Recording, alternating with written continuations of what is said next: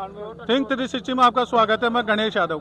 आज भजन लाल जी की शपथ ग्रहण समारोह में बाड़मेर से काफी लोग आए हैं। इनसे पूछते हैं कि भजन लाल जी किस तरह के क्या हैं। जी, भजन लाल जी अच्छे आदमी हैं, जवान हैं, और हम कहते हैं कि ये सही नमूने से काम करेगा और हमारी राजस्थान सरकार जो है उसको मजबूत करेगा। आइंदे के लिए भारतीय जनता पार्टी जीतेगी, इसमें कोई शक की बात नहीं।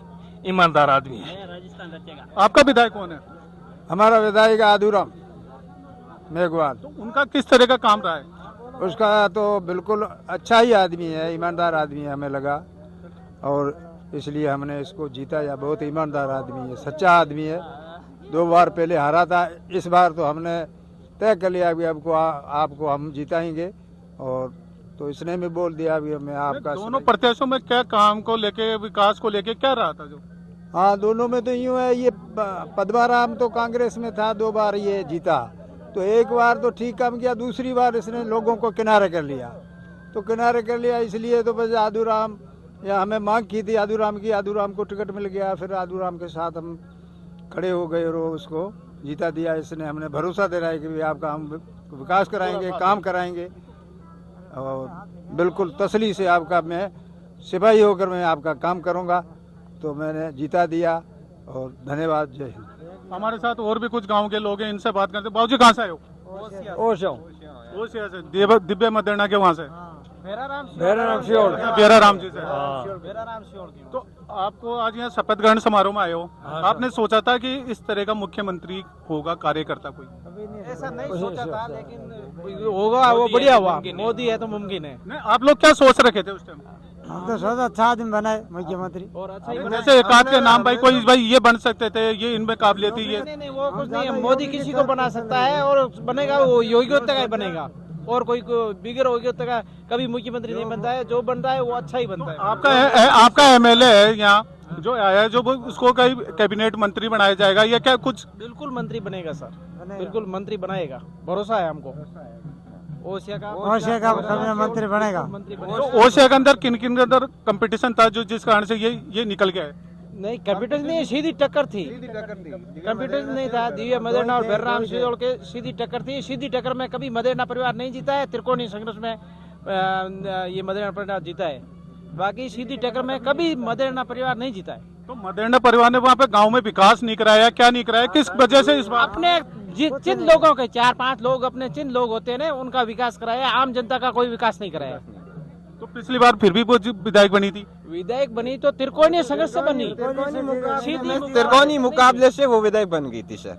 और आमने सामने जब टक्कर होती है 2 के सामने, तो मदेना परिवार कभी नहीं जीत के आया था। मदेना परिवार में इस बार क्या कमी रही जो इस कारण से हार का सामना करना पड़ा? पार्टीबाजी काम कर रहा, पक्षबाजी कर रहा। वो तो हमेशा कहती थी आप लोगों की बेटी हूँ, मुझे जिताओ और वो आपके लिए ये विकास करूंगी। हुआ कुछ विकास? बेराराम जी किसी का ही बेटा ही है ना, बेराराम जी किसी का ही बेटा ही है। वो उसने नहीं सोचा था कि कांग्रेस का काम करूं, बीजेपी का करूं, आम जनता का काम किया। इसके अनुसार ये बेराराम जी जीत गए। वो पिछले साल क्या हुआ था, त्रिकोणीय संघर्ष में मदेना परिवार जीत गया, और अभी कभी नहीं जीतेगा। ये मदेना परिवार से ऐसा क्या दुश्मनी है, ऐसा क्या है? चमचे रखते हैं, चमचे, वो चंद चमचे रखते हैं, उनका ही काम करता है, आम जनता का कोई काम नहीं करता है। वो तो खेती में दबंग नारी हूँ, झूठ बोलती है, सारी झूठ है, कोई खेती दबंग नारी नहीं है। अपने भाषणों में कहती है कि मैं बहुत दबंग शेर नहीं हूँ। वो दबंग कोई शेरनी नहीं है, पक्षपात की शेरनी है। जनता के हित का काम करे तभी तो शेरनी होती है। जनता के हित का काम किया नहीं है आज तक ही। जनता के हित का काम करते वो शेरनी होती है। जनता के हित का काम करेगा वही होगा ना। आज तक नहीं किया है, ऐसा कोई काम नहीं किया है। एक सिर्फ किसी बंदों के लेकर के, जैसे कोई 15-20 उसके चमचे है या कोई भी उसके कार्यकर्ता है, उसके घर के आगे ट्यूबवेल करवा देता है। वो कोई कार्य, विकास कार्य होता है क्या? ऐसा कुछ नहीं है। ऐसे विकास कार्य जनता ने नकार दिया है, बिल्कुल नहीं। तो मैं इसमें बेनीवाल और दिव्य मदेना के आपस में, इनमें दोनों में भी काफी टकराव होता था। नहीं तो इसको बोलने में, मतलब बोलने का कोई तजुर्बा ही नहीं है। इस तरीके से भाषाएं यूज लेती है खुद मैडम को सोचना चाहिए कि मैं ये क्या भाषा ले रही हूँ यूज में। किसी आदमी के ऊपर या किसी राजनीतिक नेताओं के ऊपर ऐसे कमेंट करना ये कोई शोभा नहीं देता है। राजनीतिक में होना जाकर बोलती है टेम्परेचर माप रहा हूँ, आप ओसिया का टेम्परेचर माप लो, खिंवसर का मापने का जरूरी नहीं। हनुमान जी बेनीवाल ने पहले इसके ऊपर टिप्पणी कुछ नहीं करी थी।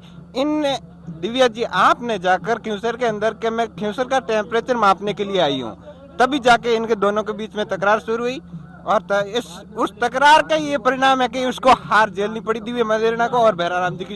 वो तो ये हर भाषण में हर सभा में यही कहती थी कि मैं नारी हूँ, मैं किसी से डरती नहीं, मैं शेर नहीं हूँ और मुझे इस बार मैं चुनाव जीत के रहूंगी।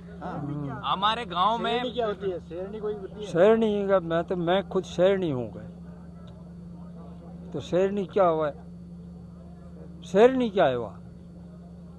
कि मैंने बहुत विकास कराया वहाँ पे। विकास पार्टीबाजी में कराया, आम जनता को नहीं कराया, पार्टीबाजी में विकास कराया। इस कारण मुझे जनता दोबारा फिर चुनेगी। हाँ, फिर तो विकास कराया जगह होने, बाकी होने को सियोल को जीता दिया, उनके खिलाफ हो गए। तो ये पूरा तिरकोने उसमें अंदर सबसे ज्यादा कितने वोटों से निकल के आए वो? कौन? आपके विधायक हमारे 2800 वोटों से जीते भैराराम सियोल। संघर्ष बहुत तगड़ा था, लेकिन जनता ने यह चाह लिया था कि भैराराम को ही जीतना है। इनको दबंगई करती है, मनमर्जी करती है, जनजना का विकास कराती है, इनको कभी नहीं जिताना है, ये सोच लिया था। आपका विधायक क्या सबको साथ लेके चलना और विकास करने वाला है, सबको आज साथ ले। बिजली बोर्ड के अंदर बिजली बोर्ड के किसानों को इतना कर्जा उठाना पड़ रहा है, 3-3 लाख रुपए बिल चढ़ गए। आज किसानों के बिल कनेक्शन काट रहे हैं, अभी तक सरकार बनी नहीं है। आज शपथ ग्रहण है, उससे पहले किसानों के कनेक्शन काट रहे हैं। 5 साल में इतना मतलब भ्रष्टाचार किया है, फर्जीवाड़ा किया है, किसानों के बिल चढ़ गए। 5 साल में किसानों के एक किसान के 3-3 लाख रुपए के बिल चढ़ गया। वो अब मतलब विद्युत बोर्ड कनेक्शन काट रहे हैं। इस तरीके से दुर्व्यवहार हुआ है। मतलब अगर प्रशासनिक सेवा अच्छी होनी चाहिए ना, प्रशासनिक सेवा का कोई ऐसा मतलब लाभ नहीं मिला और आज किसान कर्ज के ऊपर दब गया। 3-3 लाख रुपए के एक साथ कहाँ से भरेंगे बिल नहीं भर पा रहा है और कनेक्शन और उसका ट्रांसमीटर उठाकर ले जा रहे हैं। 2000 यूनिट फ्री मिल रही है ना? अरे कहाँ से मिल रही है? 1 यूनिट नहीं है साहब, 1 यूनिट नहीं है, 2000 तो बहुत हो जाता है। 1 यूनिट चलो सरकार ये कहती है 2 गाँव के अंदर 2000 यूनिट। 7,000 रुपया है हमारे, 7,000 रुपया है 4 महीना का। आपकी एकदम समझे वो क्षेत्र के अंदर शेरनी के 2000 का ये झुंझुना क्या है? 2 जुम्मला है, कुछ नहीं है। आपको बिल ला के बता देता हूँ अभी। शेरनी ने एक काम किया है, जो उसका चमचा था उनको फ्री ट्यूबवेल चलाई, एक आदमी की 4-4, 5-5, कम से कम वो की 150 ट्यूबवेल फर्जी चलाया है MLA साहब ने। ये काम अच्छा किया। यानी आपका कहना है दिया मदेरणा ने केवल अपने लोगों का काम किया है? अपना लोगों को काम किया, पक्षवाद पार्टी पक्ष किया, बाकी वैसे गांव में क्या क्या दिक्कतें हैं, क्या क्या समस्या है? गाँव में सब दुख थे। रोड भी नहीं कराया, जिसका कनेक्शन सही था उसको लाइट नहीं दिलाया, फर्जीवाड़े को लाइट दिया, चोरी के ट्यूबवेल चलाई, अपना आदमी की चोरी की ट्यूबवेल चलाई इसने।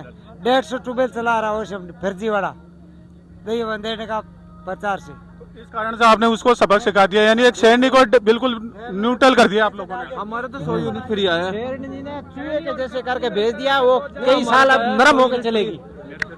तो देखा आप लोगों ने कि नागौर जिला के ओसिया से लोग बाग आए थे, इनका यही कहना था कि दिव्या मदेरणा ने कोई काम नहीं किया था। इस कारण से हम उनको पहले से ही सोच रखे थे कि इसको हराना है, जो काम करेगा विकास करेगा हम उसको लेके आना है।